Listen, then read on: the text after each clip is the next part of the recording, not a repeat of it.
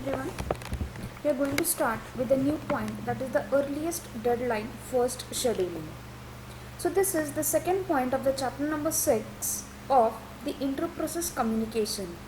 In the last lecture we have seen there are different kinds of scheduling techniques in which these techniques is been divided into two types, that is the fixed and dynamic.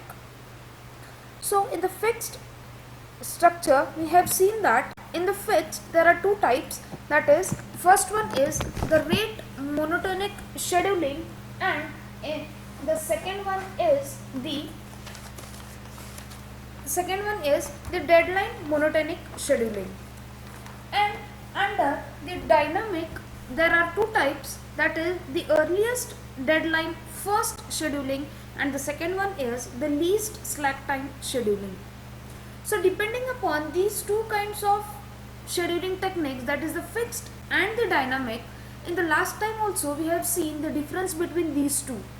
The difference between these two is, in fixed time scheduling, the task whatever you have been giving, the priority is fixed into the fixed time scheduling, but in the dynamic time of scheduling techniques, the fixed time is not at all prioritized, or the priority is not fixed into this earlier or in the dynamic kind of techniques. So let us see in detail about the earliest deadline first scheduling. The earliest deadline first scheduling, you may call it as an EDF, or the least time to go in a dynamic priority scheduling algorithm, which is used or which is categorized under the real-time operating system. Basically, the rate monotonic system or scheduling is also categorized under the real-time operating system, as well as the EDF is scheduled into the real-time operating system to place the processes in the priority queues. Next, whenever the scheduling event occurs, that the task finishes or the new task is going to begin, or likewise these conditions are going to occur in this earlier deadline first scheduling, the queue will be searched for the process closest to the deadline. What was the technique in the rate monotonic is that each and every priority was decided, but here the priority has to be in the queue for the closest of the deadline process. So this process is next to be scheduled for the execution. The second is that the EDF is an optimal scheduling algorithm on the primitive basis or for the uniprocess in the following sense. When following are the tasks, whenever it is going to complete, then this EDF is going to be scheduled. First, it is going to be scheduled when the collection of the independent jobs, when each characterized is the arrival of the time. Second, an execution requirement and the deadline. Then can be scheduled, this EDF can be scheduled by any algorithm, you may say, in a way that it is going to ensure that all the job is been completed by their deadlines.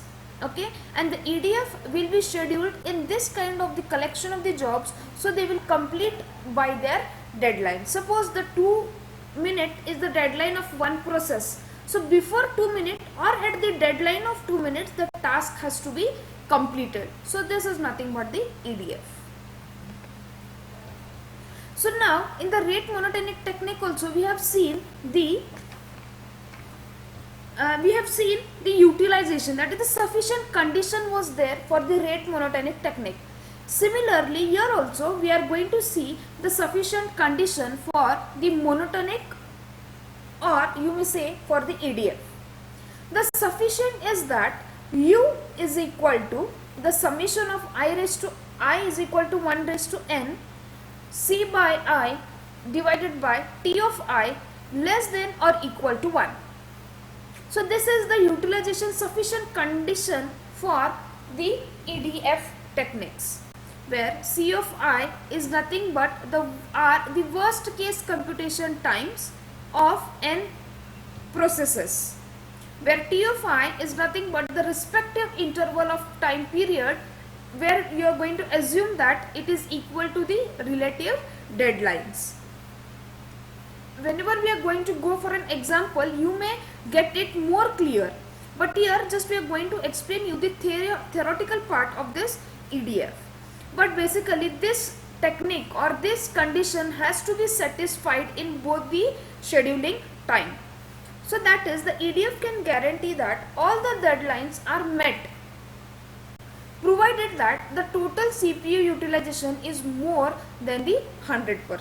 Now as I told you all, whenever this sufficient condition is going to meet all the things, then the CPU utilization is not more than 100%.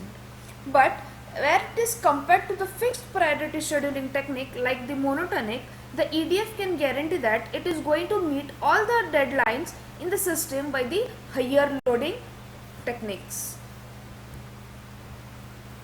So let us see, this EDF is an optimal dynamic priority scheduling algorithm used in the real-time systems.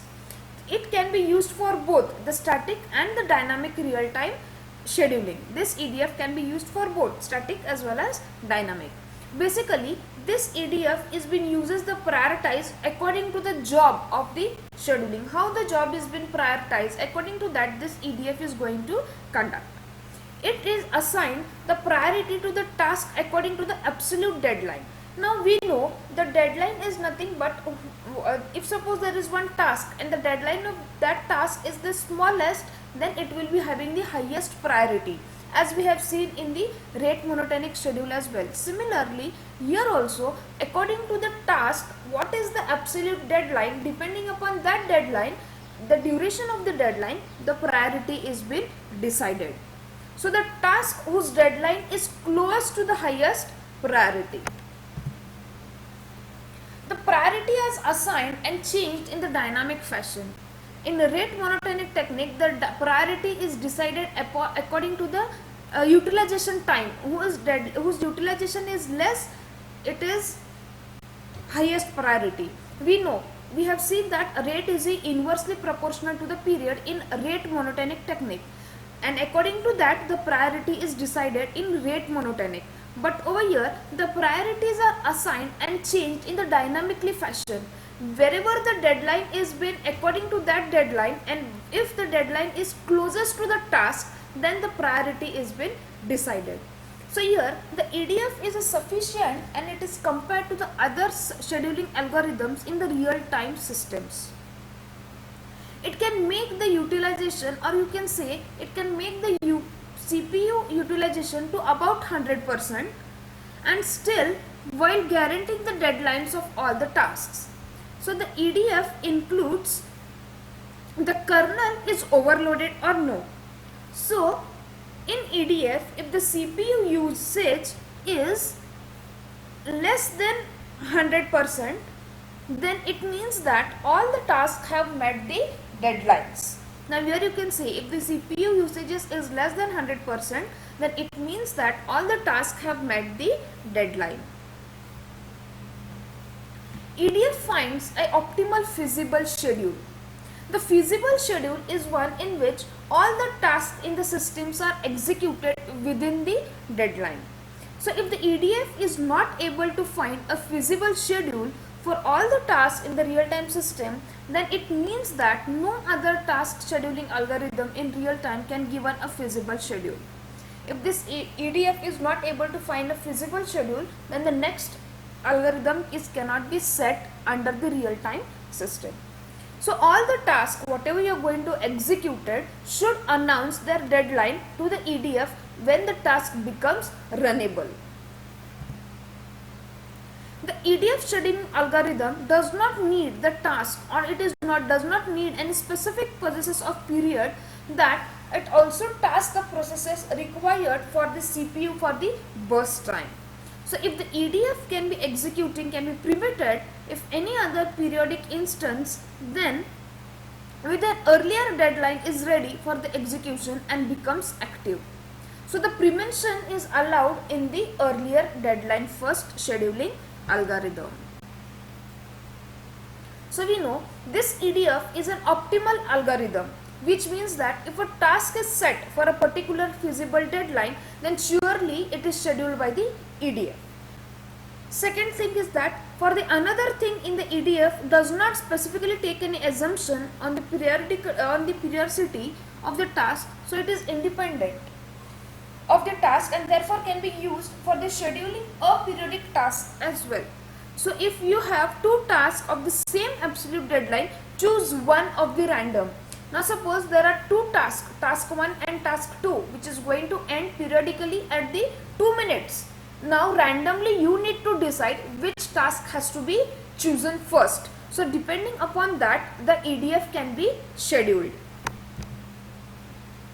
So in detail you are going to see the example of this EDF. Now here you can see there are particularly 3 tasks, T1, T2 and T3, where the T1 is having the release time is 0, the execution time, that is nothing but the CI which we have seen in the condition. This CI is nothing but the execution time, for which it is 1, the deadline is 4 and the time period is also 4. So for this task T1, the execution time is 1, the deadline is 4 and the time period is also 4. For task T2, the release time is again 0, the execution time is 2, the deadline is 6 and the time period is also 6. Now for the task T3, the execution time period is 3, the deadline is 8 and the time period is also 8. Now here we know for the time period is equal to the deadline. So what we are going to do in this basically condition is that we need to first calculate the U, that is the utilization time for all this task. So what we are going to do first here is that we need to divide 1 with respect to 4, 2 with respect to 6 and 3 with respect to 8. So accordingly here we can see here you know the utilization time. Now we know whenever you are going to see that if the CPU is going to utilize its 100% or not.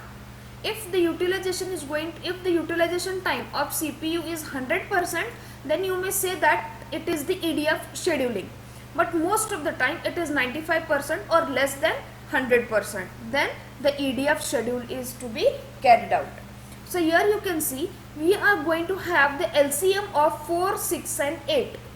Okay. So the 1 divided by 4 plus 2 divided by 6 plus 3 divided by 8 is going to give you 2.5 plus 0.333 plus 0.375, which is going to give you 0.95, that is nothing but 95%. If you are going to multiply 0.95 into 100, 95% of the CPU utilization is possible.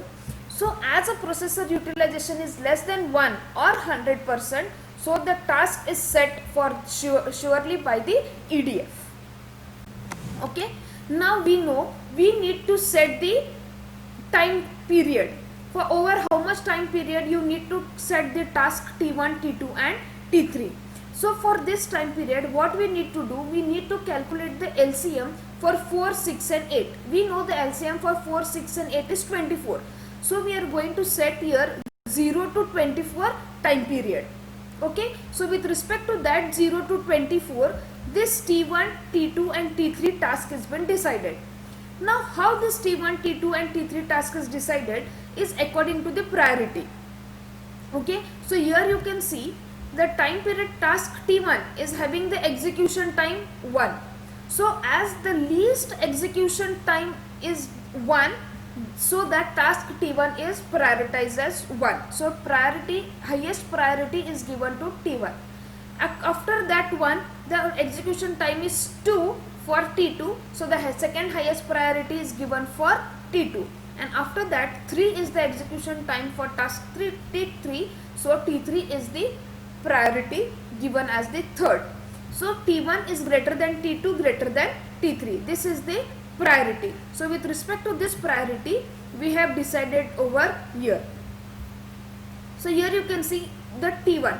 So this T1 is going to execute with respect to 4. Why 4? Here it is the 4. Okay, the deadline is 4 for T1. So with respect to 0 to 4, here once the time period for 0 to 1, it is going to execute. Okay, so see here in detail we will see. At t is equal to 0, all the tasks are released. Okay, but the priority are decided according to their absolute deadlines, as I have told you earlier. So T1 has the highest priority and its deadline is 4 earlier than T2 whose deadline is 6 and T3 whose deadline is 8. That's why it is going to execute first. As the deadline is more, as the deadline is earlier with respect to task T2 and T3, this T1 is going to have the highest priority. So as the T1 is again absolute deadline compared to T2 has the shorter deadline and executes after T3 starts.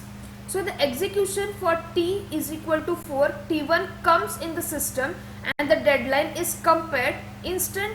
Both T1 and T3 has the same deadline. So ties are broken and randomly, so we'll continue for the execute to T3.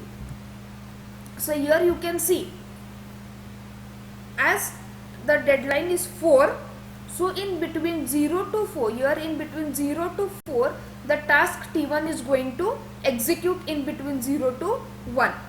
Okay, so after T4, the next task is going to come for the 8, then for 12, then for 16, then for 20 and then for 24. So likewise, the each and every task is going to execute.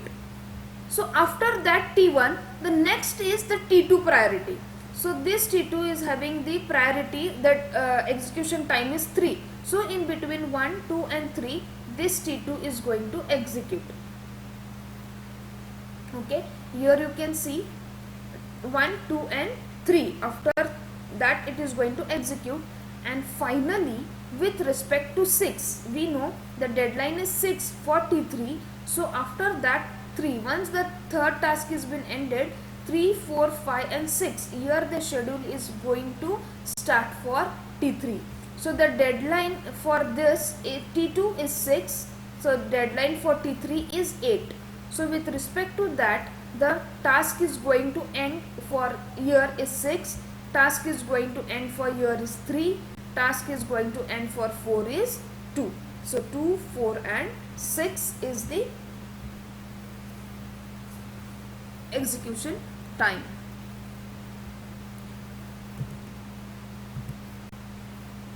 So now after T6, T2 is going to release. Now the deadline for T1 is earliest than T2, so it starts the execution. Now here you can see again with respect to that, once the deadline, now after T6 is been released, the T1 is on the highest priority, so again the T1 is going to execute. After T1, the T2 is going to execute, but after that there is no execution in between this period. So once the T2 is again going to end, again the schedule is going for T1. So now after this the execution time is ended, means here the T3 is going to execute for 4 consecutive time, that is in between 10 to 13. And then after here again the priority is been scheduled for T1. After T1 is ended, then T2, and likewise after till here 24 is the time schedule the system is going to operate.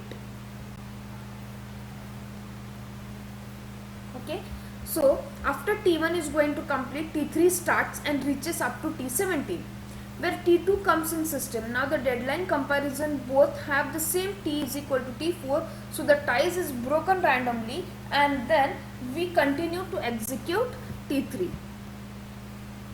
So at the 20, both T1 and T2 are in the system and both have the same deadline. So again T24 is randomly broken and T2 is going to execute, and after the T1 completes its execution, in the same way the system is continued to run without any probability of the following EDF of the algorithm. Now second example, if you continue, there is the 50, 25 and 30. Let the period P1 be 50 and the processing time T1 be 25. Let the period be P2 be 75 and the processing time be 30. Okay, so here you can see there are 150. So the 75, 50 and that, if you take the LCM, it is 150. Then for that 150, the each and every time schedule is been given between 0, 10, 20, 30 and likewise for the 150. So each time the period is going to execute for 0 to 30. After that, here it is going to end, then P2 is going to execute simultaneously P1, P2 and P1. So likewise the scheduling is going to set for P1 and P2 as explained earlier. So here you can see the steps for the solution for that earlier example. The deadline of P1 is earlier, so that the priority is given to P1. Why? Because P1 is having the highest priority as compared to P2. Initially P1 is going to run and complete its execution for the 25 times. After 25th time, P2 starts to execute until 50 times. Here you can see, here 25th P1 is having 25. Okay, so P1 is going to execute till 25. Here it is 25. After 25 till 50th, P2 is going to execute. After P2, then here till 80, P1 is going to execute. Then till 110, P2 is going to execute. Likewise, the system is going to execute. So now comparing the deadline for P1 and P2, 175, P2 continues to execute. Okay, so the P2 completes its processing at the time 55. So P1 starts to continue until it is having the 75 and then P2 is able to execute. So now again comparing the deadline for P1 and P2 is 100 and 150, P1 needs to execute to continue for the execution. So each and above step is going to repeat every time until it is going to meet the deadline. So finally at the time 150, both P1 and P2 have the same deadline. Now as it is having the same deadline, randomly you need to execute either P2 or either P1 for the execution time. So if P1 starts to execute. So likewise in this case, how the system is going to continue for each and every continuation of the schedule. So this is how the EDF is going to continue for the execution time. So let us see the advantages of this EDF over the rate monotonic. So no, there is no need to define the priority of the offline. As EDF in rate monotonic we have seen each and every time we need to schedule the priority. Okay, so according to deadline, here according to in EDF, according to deadline, the priority is been set. Randomly the priority can be scheduled.